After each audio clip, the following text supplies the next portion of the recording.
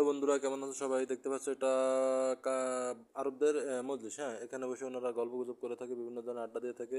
অবশ্য ওনাদের রেস্তোরাঁতে যাওয়ার অতটা অভ্যাস নেই।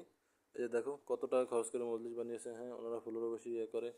আর একটা কথা বলে রাখি, ওরা এতই অলস যে শুধুমাত্র চা বানিয়ে খাওয়ার জন্য প্রতি মাসে একটি লোককে ওনারা 40 থেকে 45 হাজার টাকা বেতন দিয়ে থাকে, যেমনটা আমাকে দিয়ে থাকে। আমি এখানে আছি 3 বছর যাবে। হ্যাঁ, কাতার থেকে বলছিলাম।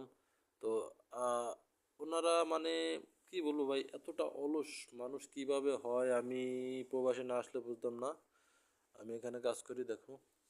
এটা হলো গিয়ে তোমার কফি, যেটাকে ওনারা গাওয়া বলে থাকে। ওই সাদা সাদা এটা হলো গিয়ে চা। হ্যাঁ, ওটাকে ওনারা ওনারা শাহি বলে। আর এটাতে ব্ল্যাক কফি, যেটাকে ওনারা আহ, গাওয়া আজাদ বলে থাকে। হ্যাঁ, আর এই দেখেন ওনাদের পূর্ব আমলের এগুলো হলো ওনাদের বাপদাদার আমলের, এই যে হ্যাঁ, এগুলা পুরানো স্মৃতি। দেখো এগুলো সাজিয়ে রেখেছে কিভাবে।